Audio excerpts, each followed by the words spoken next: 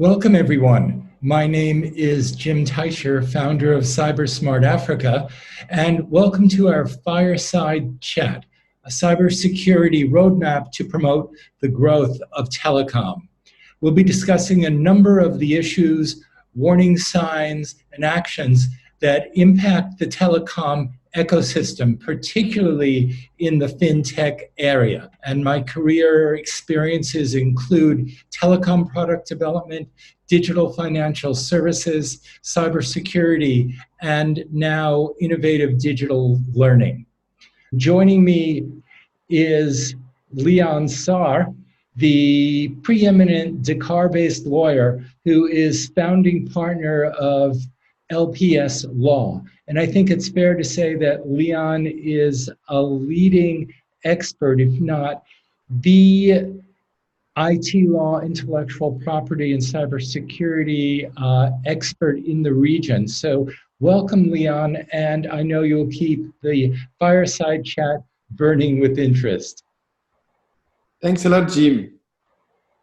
I'm very happy today to be with you in this session, and I'm very happy to discuss cybersecurity with you, and I hope that our followers will enjoy our discussions. Great. So let's get started here. Let's dive in. Now, from a business perspective, in order to have sustainable digital investments, they ultimately must rest on a solid, reliable, trustworthy foundation.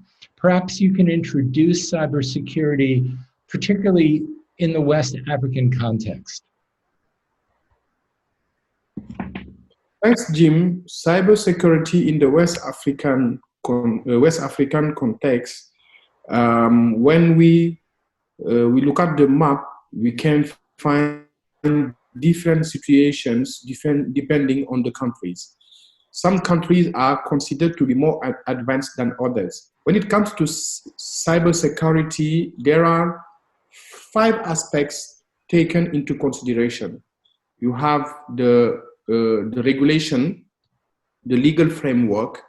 You have the existence of an agency, a state agency dealing with standardization and quick response in case of cyber attack. That's the technical part, technical aspect. You have an organizational aspects, which includes the national strategy on cybercrime and an organization in charge of implementing that strategy. And another aspect, you have the training, the existence of degrees relating to cybersecurity, or enterprises specialized in cybersecurity, or let's say research institutes in cybersecurity.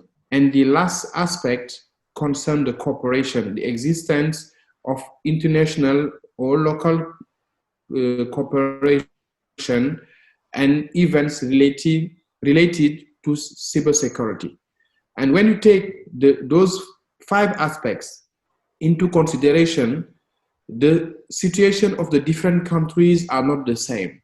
Maybe that's the reason why ECOWAS decided to work on a regional cybersecurity plan, and the plan was adopted on January 21st, and that plan will be submitted, will be given to the ministers of telecommunications and IT for its approval.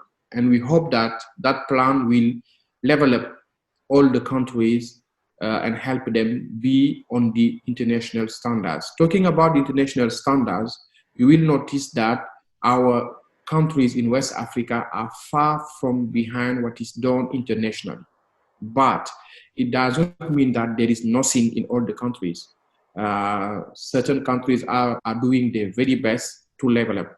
And the challenge to operate internationally, the first one is the fact that the legal frame is not in place in all the countries. And if you want to invest in a large market as large as West Africa, the fact that you don't have the same law dealing with cybercrime, data protection, electronic transaction, and the fact that the laws are not the same, or sometimes the laws does not at all exist, don't exist at all, is something challenging in terms of building let's say a global network. So how does cybersecurity pose a risk to sustainable investment returns? And what are the best pathways and actions for an investor to deal with these threats? Let's say that when an investor comes into an area, the most thing he want to find in place, I mean, he must first feel comfortable coming to invest. And he want to be sure that he has enough security to operate, make his profit, reinvest if he wants, or go back home. But when an investor notes that in the area where he wants to operate, the legal framework is not in place, there is not enough laws to prosecute the hackers, he is not sure to operate without any kind of boundaries, and he's not sure to make his profits, for sure that investors won't come. The countries are doing alone what they can do. And on an investment perspective, it's something not attractive at all. And the investors need like a secure legal environment and a secure enforcing structure in order to be comfortable to come invest. So from an investment perspective, what I hear you saying is due diligence is key here, and knowing what questions to ask.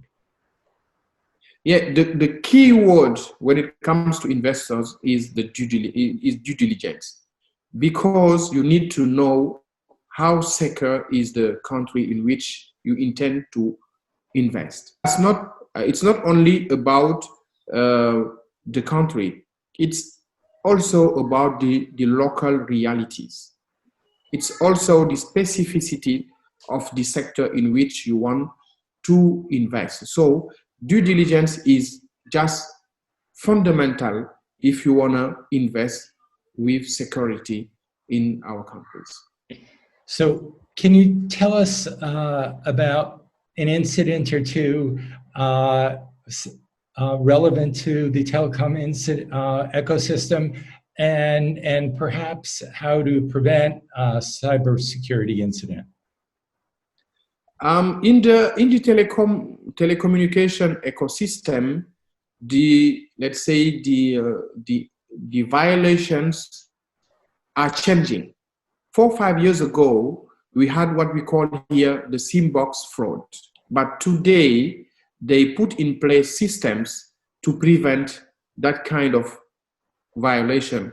Nowadays, what we have is the scam. People are scamming the customers in order to take money from their wallet, from their e-wallet. That's the main violation we have today. And you know, every time when you find a solution against a violation, the hackers, they go onto something else. And you all the time need to adapt yourself. So what about money transfers between buyers, sellers, and individuals, and particularly the large transfers and international transfers and the resolution of disputes, like the money didn't arrive? How safe are these transactions, and what's going on there? Concerning money transfers, the issue is that the bigger you want to be, the much more risky becomes your activity, because you try to expand, you try to have local points of contact, and each local point of contact can be a source of weakness. And The other issue is that sometimes the security put in place by the major money transfer operators, sometimes those security measures are not replicated by the distributors. I can give you an example. Most of the time, the distributors you see, they either use cell phones or they use computers. But most of the time, you won't find in those equipments any type of security measures inside.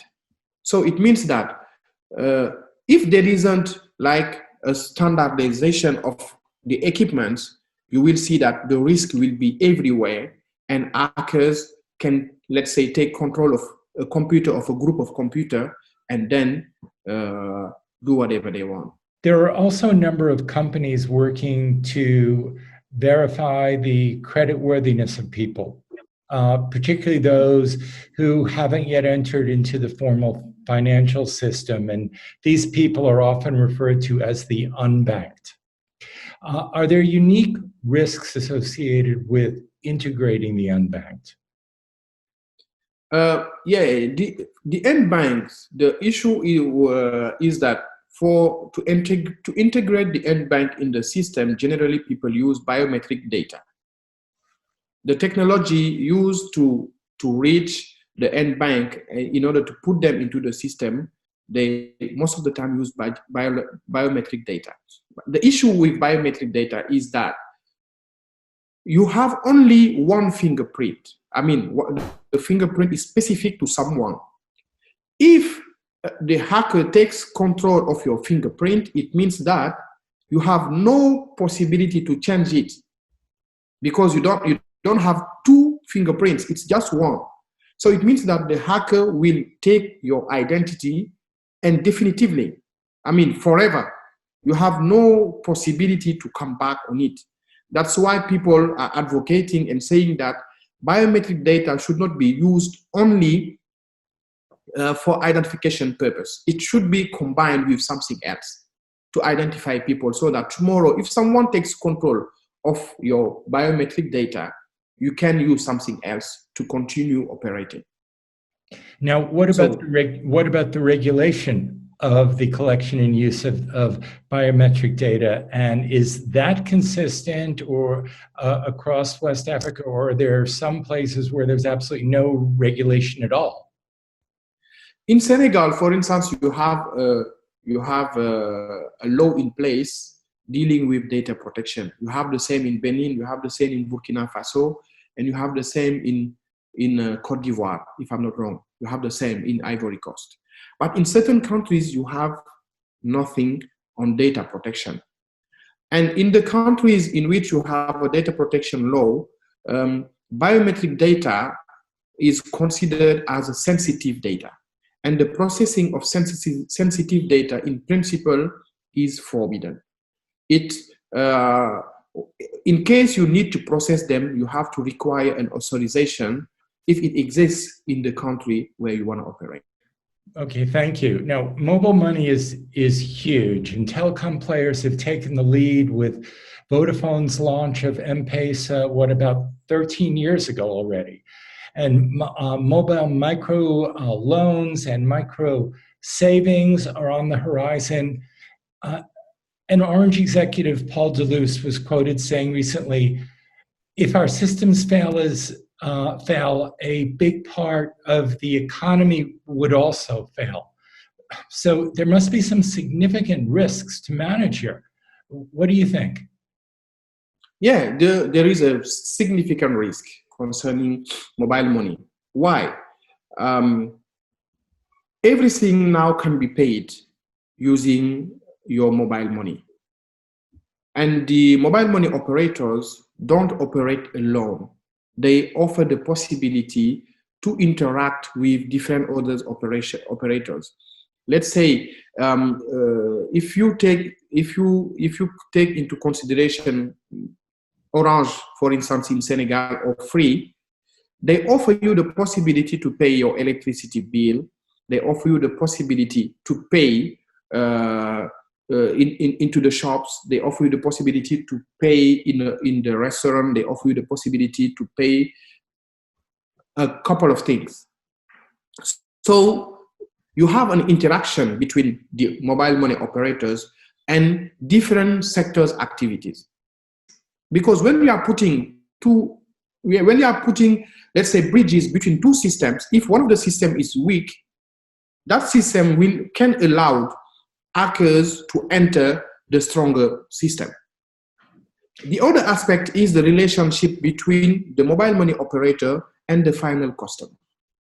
And I think the biggest risk can be located in that relation between the mobile money operator and the final customer. So we know all that. This is what I was going to ask you. When cybersecurity, we often talk about what are the weakest links. And is it between the mobile operators, their systems, their partners, or rather more the computers and the mobile phones used by the customers themselves? Yeah, I think it's the equipment used by the customers. That's where I can locate the main risk. How many smartphones have enough security to ensure that you won't be hacked one day? No one can say. Most of the customers, they use a cell phone or a smartphone without any kind of security. So it means that if nothing is done for the customer to raise awareness about security, I think things are going to be tough. Cybersecurity and trust go hand in hand. The African Union has made anti-corruption efforts a top priority, as Sub-Saharan Africa is the poorest scoring region on the Transparency International Corruption Perception Index. Now, what are the big corruption-related risks for this telecom ecosystem, and can cybersecurity practices help reduce the risks? I think when it comes to corruption, it's a matter of mentality. No matter how good is your legal system, if people don't wanna stop corruption, corruption will never stop. And what is valid in the telecom sector is valid in all the other sectors. So I think when it comes to corruption, it's not about legal framework; it's about mentality. There are incredible opportunities for new data services in the telecom ecosystem, particularly for Fintech, and this can benefit everyone. So wrapping up here, do you have some closing comments about cybersecurity data services in Fintech? I just wanted to insist on education. To my opinion, education is something fundamental, because you can have the most secure platform, you can have the best applications, but if the final users are not trained about cybersecurity, I think it's useless. They have to be aware of the risk, and they must be given the possibility to mitigate those risks by using security applications and by avoiding risky attitudes that can make the system, that can kill the system. That's what I can say. On that note, I want to thank you, Leon Sir, for joining me in this fireside chat, and thank all of the participants for joining us here at West Africa Com. Thanks so much, Leon. Thanks a lot, Jim.